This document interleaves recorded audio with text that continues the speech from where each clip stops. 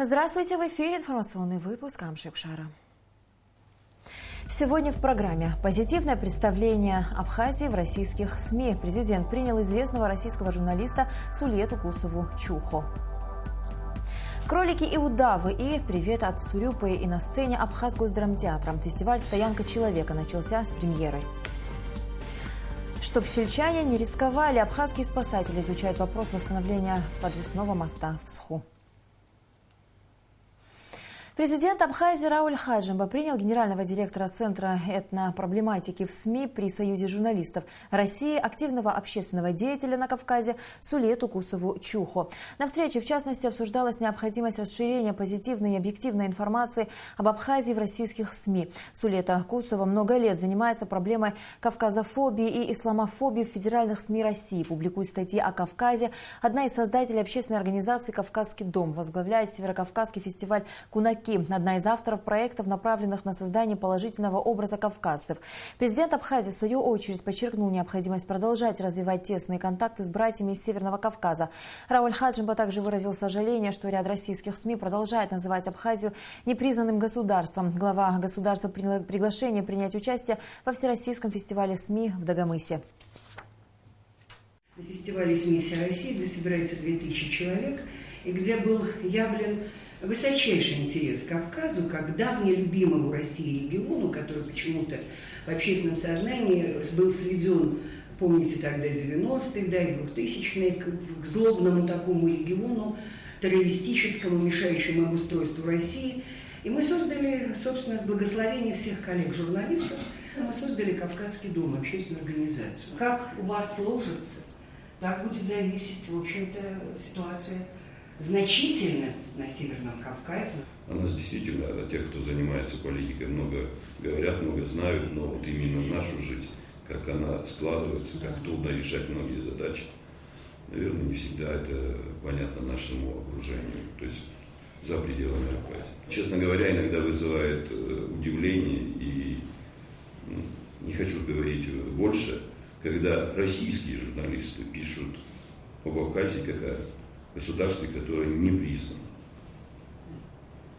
Это совсем не то, что нужно и самому российскому государству. Россия первой признала нас, и в то же время информационное поле, создаваемое определенными журналистскими кругами, направлено против политики России. Хотелось бы, чтобы, конечно, эти контакты с нашими братьями Северного Кавказа. Почему мы нацелены на то, чтобы продолжить то, что было сделано за те трудные годы, не ради того, чтобы красоваться, не ради того, чтобы кому-то понравиться, а ради того, чтобы продолжить развитие этих отношений. Премьера спектакля «Кролики и удавы» в Сухуми открылся второй международный фестиваль культуры Фазиля Искандера «Стоянка человека». Режиссер-постановщик спектакля, прошедшего в Абхазском драмтеатре, Мадина Аргун, художник-постановщик Алексей Шервашидзе-Чачба. Международный фестиваль «Культура Фазиля Искандера» второй год проходит под патронажем президента Абхазии Рауля Хаджимба. Специальные гости фестиваля – дочь писателя Марина Искандер и друг писателя Сергей Коковкин. Наш корреспондент Амрамичба побывала на премьере. Второй международный фестиваль культуры Фазиля Искандера «Стоянка человека» посвящен театральным постановкам по произведениям классика. Министр культуры Эльвира Арсали, открывая фестиваль и предваряя начало спектакля, отметила, что благодаря творчеству Фазиля Искандера Абхазия заняла достойное место на карте мировой культуры. Фазиль Абдулович сумел создать особенный литературный дом, который стал близок каждому, кто понимает и любит его творчество, отметила министр. Как сказал куратор фестиваля Алексей Шервашидзе-Чачба, следующий фестиваль планируется посвятить литературе. Пригласить абхазских и зарубежных писателей и ученых, которые пишут о Фазиле Искандере и изучают его творчество. Еще один куратор фестиваля Шазина Агарба напомнила, что первый международный фестиваль «Стоянка человека» был посвящен теме экранизации произведений Фазиля Искандера. В его рамках в Абхазию впервые приехал российский кинорежиссер Александр Сакуров для съемок фильма по повести «Софичка». Фильм готов, и Шазина Агарба призналась, что уже видела его. Раскрою небольшой секрет. Мне повезло, я видела этот фильм. Фильм прекрасный. Фильм прекрасный, и я надеюсь, и это такая гордость, распираешь, что такие два крупных человека культуры, как Фазиль Искандер Сакуров, встретились они здесь у нас. Крупнейший живой классик русской литературы Фазиль Искандер. Он наш. И он нам предлагает, как путеводная звезда, путь, по которому на самом деле нету у других такого вот готового проложенного пути, полного, еще раз говорю, смыслов, гармонии и созидающий человек. Повесть, притча или философская сказка «Кролики и удавы» представляет собой метафору социального строя. Мир кроликов и удавов – это мир, основанный на страхе одних перед другими. Мир лжи, цепи доносов и предательств.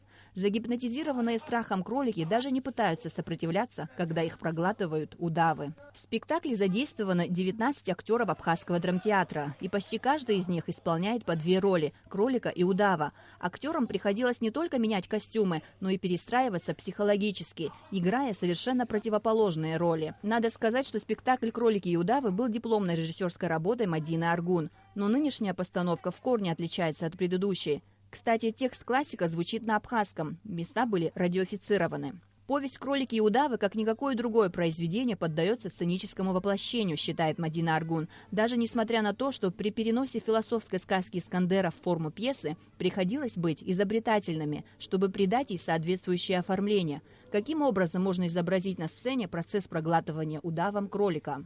Очень хорошая работа с художником-постановщиком, да, это Алексей Шервашидзе. Он их реализовал, это декорации, это любой предмет, что вы видите, начиная от сачков. Вот я говорю: Леш, как наши удавы будут душить кроликов?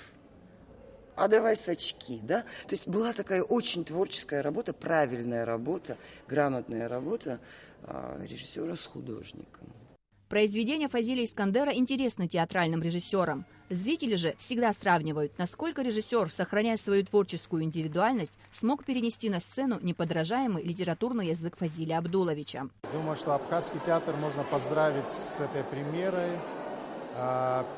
Материал сам Фазиля Искандера, сказка философская «Кролики и удавы» – это вещь такая очень непростая, это не самоигральный текст.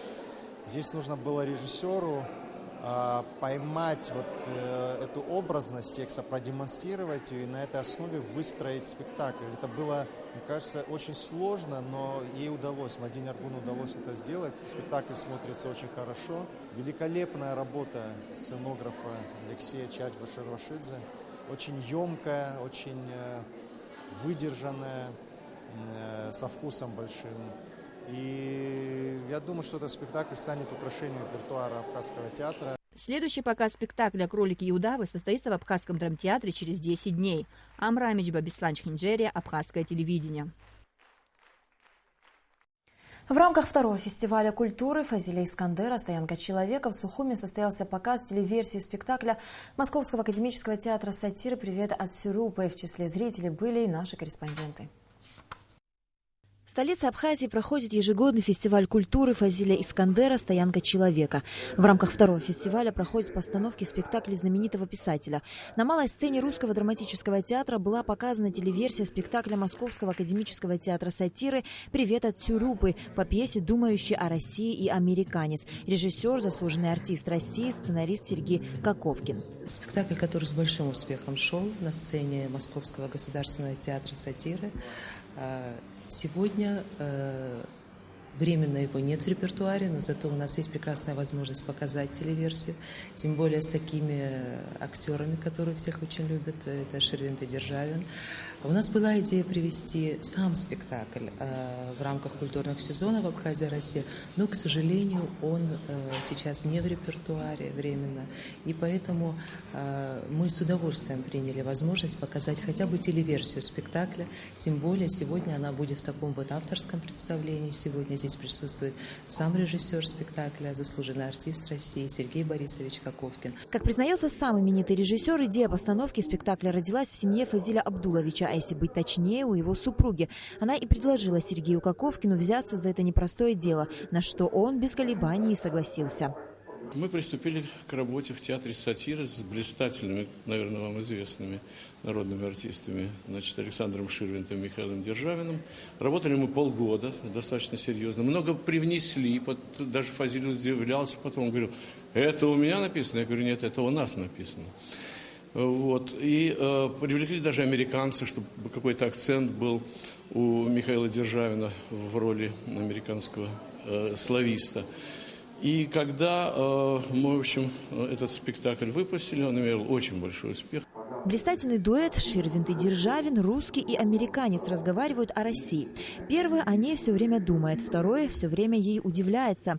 Герой Ширвинта – уставший скептик, который пребывает в расслабленном состоянии и относится ко всему на свете с легкой долей цинизма. Герой Державина сосредоточен и доверчив.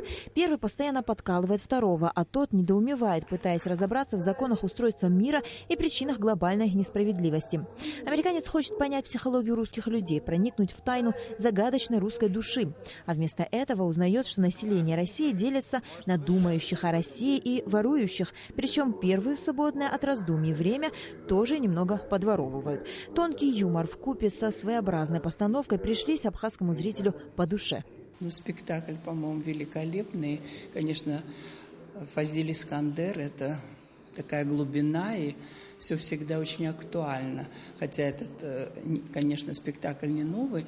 И великолепная игра актеров Ширвинта и Державина. Это, конечно, впечатляет. И я получила очень большое удовольствие. Фестиваль «Стоянка человека» завершится 15 июня.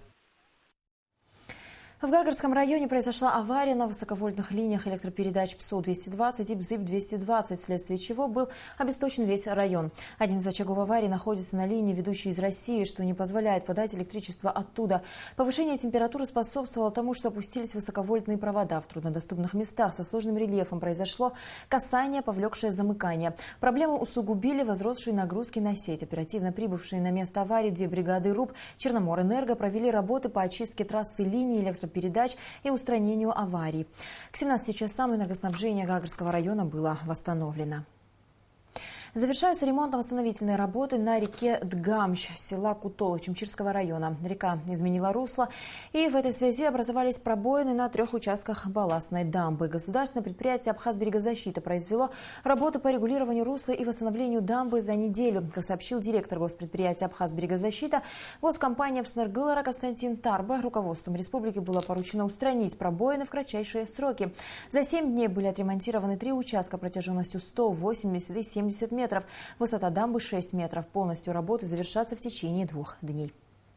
Абхазские спасатели изучают вопрос восстановления подвесного моста в Псху. Об этом материал подготовленный пресс-службой МЧС страны. Подвесной мост над рекой Бзып в районе села Псху местные жители называют «дорогой жизни». Съездить в город, привезти продукты, погнать скот в низину – без моста все это окажется просто невозможным. Правда, бурная полноводная Бзыбь очень часто серьезно повреждает переправу, и тогда переходить через мост – дело довольно рискованное. По словам сельчан, были и трагические случаи. Сколько случаев было, что люди тоже потонули, потому что не было моста. Вот, пришли к речке, вроде на лошадях хотели переезжать, и люди трагически погибли. Люди подъехали, им говорят, завтра можно. А рискнули переезжать. Человек погиб, молодой парень, отличный. Исходя из сложившейся ситуации, глава администрации села Псху обратился в МЧС республики за помощью. Решение вопроса находится на личном контроле у президента Рауля Хаджанба. Руководством страны принято решение сделать переправу максимально удобной и безопасной. Для определения необходимого объема работ руководитель спасательного ведомства Абхазии совместно с местным руководством совершили облет объекта. Затем непосредственно на мосту было детально осмотрено состояние переправы и, в частности, подвесных тросов. Их требуется заменить. По словам Льва Квициния, для ремонта переправы можно использовать тросы, демонтированные на днях канатной дороги в городе Ткварчале. В случае необходимости оказать помощь сотрудникам МЧС Абхазии в восстановлении моста в Псху готовы и российские спасатели. Данный вопрос также прорабатывается. Состояние с правами человека в Абхазии обсуждалось в Общественной палате на встрече с Томасом Хаммарбергом, комиссаром Совета Европы по правам человека. У членов Общественной палаты была возможность задать интересующие вопросы. В основном это касалось того, как права граждан Абхазии нарушаются многими европейскими странами. Вспоминались случаи, когда детским хореографическим коллективам, абхазским футбольным командам запрещается въезд в те или иные страны. Тем самым граждане свободной республики лишаются прав на путешествие и получение образования за границей. Томас Хаммарберг отметил, что проблемы с правами человека существуют в каждой стране. Самое главное, чтобы люди, от которых зависит их соблюдение, были заинтересованы в улучшении ситуации в этой области. По словам Томаса Хаммарберга, он планирует исследовать личные права каждого человека, такие как права детей, женщин, представителей нацменьшинств, людей с ограниченными возможностями, а также соблюдение прав человека в области судебной системы. По итогам исследования будет составлен отчет, который вместе с рекомендациями предоставят правительству Республики Абхазия. Что мы должны и можем сделать, мы должны очень внимательно выслушивать всех представителей общества, с которыми мы встречаемся. Я это планирую отразить в том отчете, который я готов. С ним ознакомиться и власти. Мы действительно считаем и верим, что можно учиться на опыте, который уже наработан в мире. Компания «Премиум» провела благотворительную акцию. 4 организациям были розданы продукты питания, которые в дальнейшем будут переданы малоимущим семьям. Компания «Премиум» регулярно проводит подобного рода акции. Благотворительность – одна из самых важных программ компании. Как мы знаем, благотворительность – это оказание бескорыстной помощи тем, кто в этом нуждается. И компания «Премиум» оказывает ежегодную посильную помощь незащищенным слоям населения. Продукция продуктов питания передана Дому престарелых, Ассоциации инвалидов Отечественной войны города Сухум и Сухумского района, благотворительной столовой при церкви «Березка», а также благотворительной общественной организации «Киарас». В первой половине июня отмечается День спорта. Официальное название праздника – Международный день спорта на благо развития и мира. В День спорта миллионы людей во всем мире принимают участие в спортивных состязаниях. О том, какой вид физической культуры наиболее популярен в Сухуме, наш следующий сюжет. Тренажерные залы и фитнес-центры в столице появились не так давно. За короткий промежуток времени они стали популярны среди молодежи. Ходить в тренажерные залы сочли своим долгом юноши и девушки, люди в возрасте и совсем еще дети.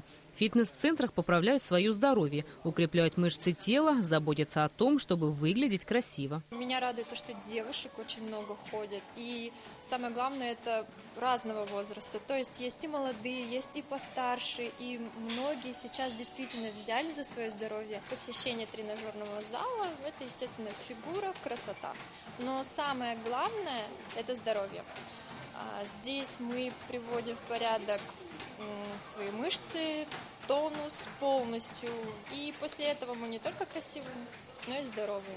Это упражнение на среднюю дельту плечевой мышцы. Опускаешь ниже до ушей, поднимаешь выше, до ушей и выше. Все. Мы выписываем диету, мы составляем программу, то есть мы узнаем, что они конкретно хотят, какой части тела, и начинаем, может, подбирать упражнения прямо под них. Для каждого мы подходим индивидуально. То есть, кто хочет похудеть, мы приводим их к кардиотренажеру, а для тех, кто хочет набрать мышечную массу, только силовые упражнения. И тем самым они достигают этих успехов спустя за 3-4 месяца. В одном из фитнес-центров столицы для полного комфорта и удобства разделили дни посещения зала для женщин и мужчин. Персональный тренер подбирает индивидуальные программы. Последние уже 3 года все люди уже начинают понимать, что спорт – это не только здоровье, но еще и модно. И в связи с этим многие школьники стали заниматься, а их мамы и родные стали тоже приходить в зал. В зале работают специалисты, прошедшие специальное обучение. И дети, и взрослые занимаются с огромным удовольствием.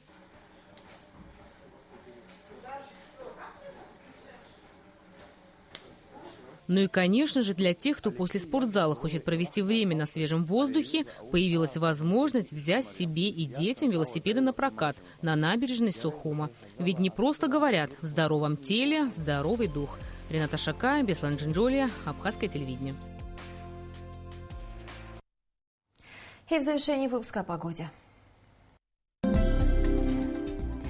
По сообщению гидрометеослужбы, в Абхазии ожидается ночью и днем переменная облачность без осадков, однако к вечеру местами возможен дождь. Температура воздуха ночью 22-24, днем 31-33 градуса, температура морской воды 22 градуса.